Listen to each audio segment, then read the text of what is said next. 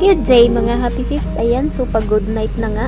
So yeah, shout out sa mga commuters everyday. I hope you keep yourself warm during this rainy season. So pag mga ganitong paulan-ulan na, we are very excited to go home since we look forward to that coffee at home.